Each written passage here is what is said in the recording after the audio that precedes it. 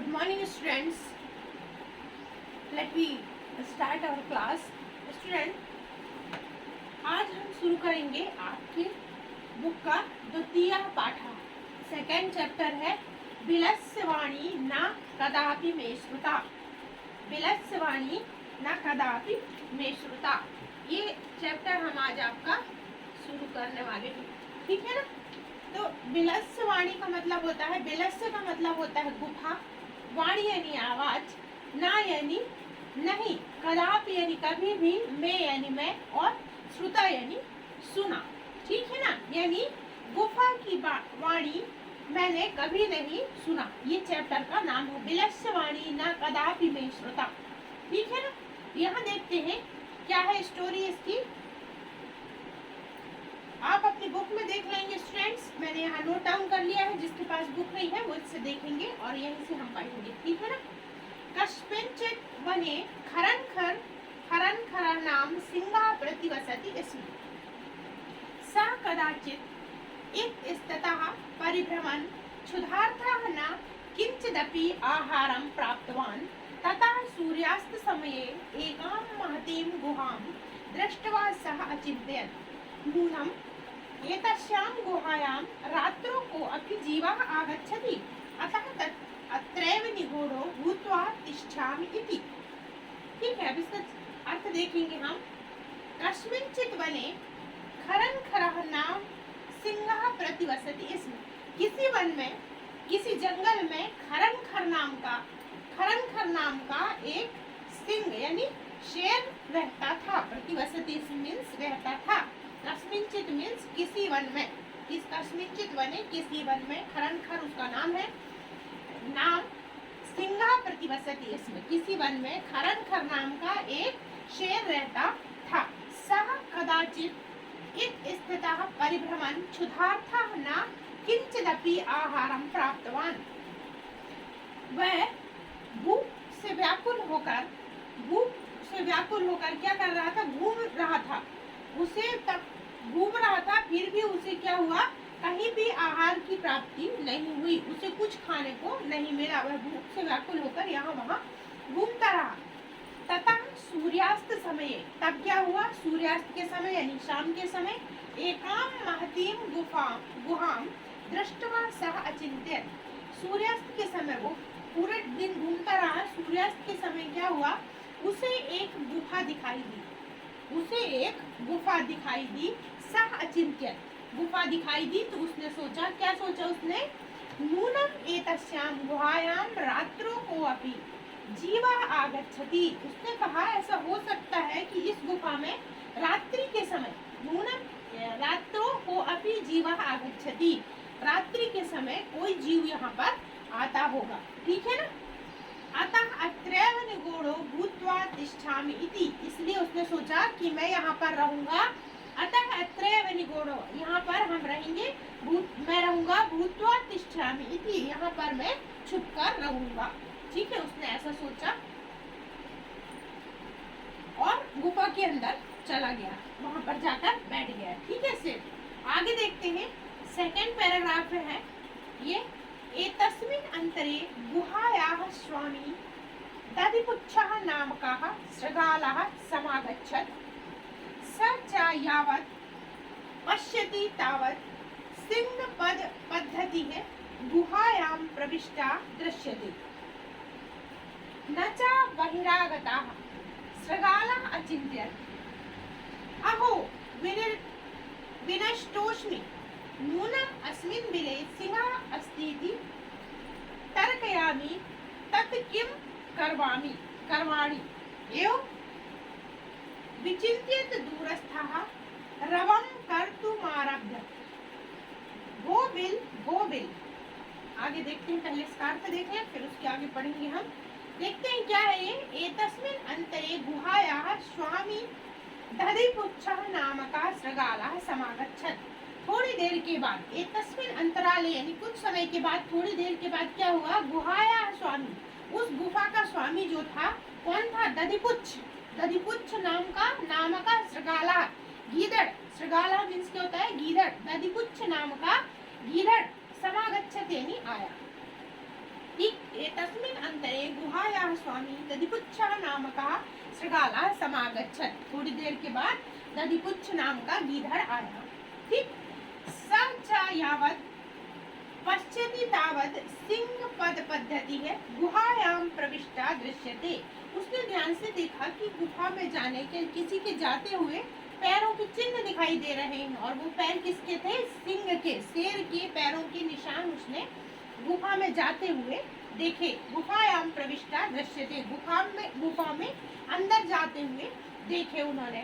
नचा बहिरागता, और जाते हुए तो देखे लेकिन बाहर आते हुए शेर के पैरों के निशान उस शृगाल को नहीं दिखाई दिए। ठीक है ना, बाहर नचा बहिरागता, बाहर आते हुए नहीं दिखे। शृगाल अचिंत्य, अब शृगाल ने सोचा, क्या सोचा उसने? गीदड़ ने सोचा, अहो विनष्टोस्मि, अब तो मेरा अंत निश्चित है, अब क्या करें? नूनम अस्मिन् बिले सिंगा अस्ति तर्कयामि तत् किम कर वाणी। उसने कहा, अब तो ये निश्चित है कि मेरे बिल में कौन रह रहा है? मेरे बिल में शेर अंदर है। अब मुझे कुछ करना चाहिए। उसने सोचा, मुझे कुछ तर्कयामि तत् किम कर वाणी, मुझे कुछ करना चाहिए और मैं क्या करूं? उसने सोचा, मुझे कुछ तो करना चाहिए पर मैं क्या करूं? एवं विचिंतित दूरस्था रवम कर तुम्हारब्ध, उसने कहा, और मैं पास जाकर तो कुछ नहीं कर सकता, दूर ही से कुछ ना कुछ करना पड़ेगा, ऐसा उसने सोचा। दूर से कुछ करना पड़ेगा, आइडिया उसने सोचा। और क्या किया उसने? फिर वो शृगाल ने बोलना शुरू किया, वो बिल, उसने कहा, हे बिल, हे गुफा, हे गुफा, ऐसा बुलाया। किम न स्मरसि यन्मयां त्वया स समयः कृतोऽस्ति यत् यदाहं बहतः प्रत्यागमिष्यामि तदा त्वं माम् आकारयिष्यसि। उसने कहा कि हे बिल, किम न स्मरसि, क्या तुम्हें याद नहीं है?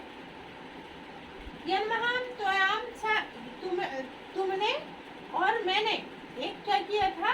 प्रॉमिस किया था, एक प्रतिज्ञा दी थी। क्या कहा था हमने? कि जब भी मैं कहीं बाहर से आऊंगा और तुम मुझे बुलाओगी,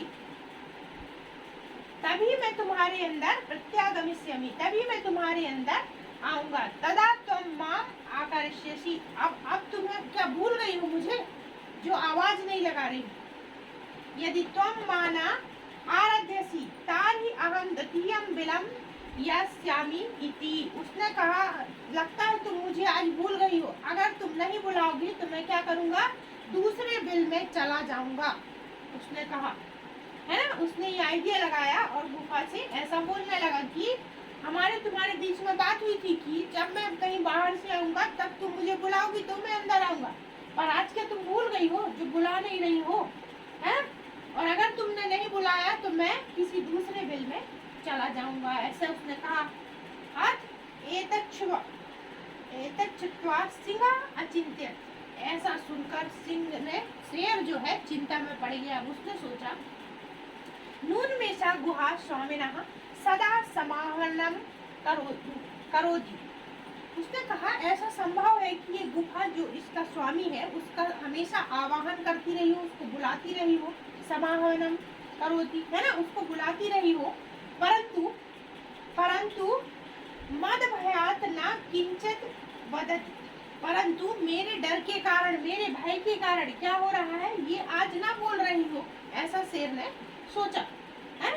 शेर ने सोचा कि हो सकता है ये गुफा जो है बुलाती रही हो अपने स्वामी को, लेकिन मेरे डर के कारण, क्योंकि मैं अंदर हूँ, तो आज ये ना बोल रही हो। ठीक है, उसने ऐसा सोचा। अथवा साध्वीवदम उच्यते, ऐसा इसलिए ऐसा कहा गया है। क्या कहा गया है? भय सन्नत्र इस्तमनसाम हस्तपादादिकाः क्रियाः, डर के कारण क्या क्या इसलिए कहा गया है, एक श्लोक में कहा गया है कि जब डर जाता है कोई भी मनुष्य या कोई भी जीव, जब डर जाता है तो उसके हाथ पैर सही तरीके से काम नहीं करते हैं। प्रवर्तन्ते नवाणी च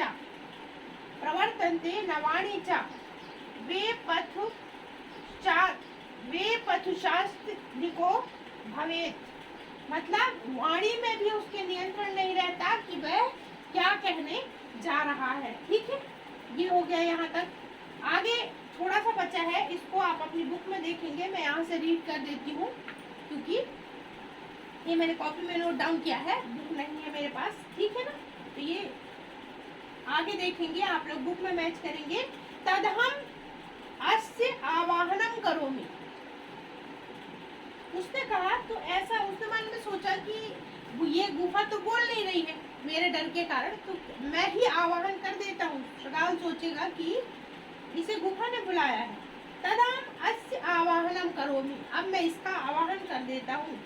एवं सह बिले प्रविश्य में भोज्यम भविष्यति, और जैसे ही ये बिल में आएगा तो ये मेरा भोजन बन जाएगा।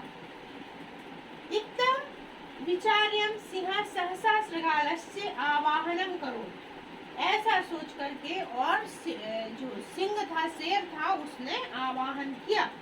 सिंहस्य उच्च गर्जनम प्रतिध्वनिना स गुफा उच्च शृगालम आह्वयत, जैसे ही शेर ने उच्च ध्वनि से दहाड़ा, उच्च ध्वनि से चिल्लाया, तेज आवाज से चिल्लाया, तो गुफा जो थी बंद थी, उसमें उसकी आवाज की, उसकी चिल्लाने की जो प्रतिध्वनि थी, है ना, रिफ्लेक्शन था जो, वो बहुत तेज आवाज हुई। और शृगाल ने तो सुना और बाकी जो जानवर थे उन लोगों ने भी सुना। अनेन अन्योपि पशवः भयभीता अभवन, और उसकी ये दहाड़ने की आवाज को सुन करके बाकी दूसरे पशु भी क्या हुए, भयभीत हो गए। ठीक है ना।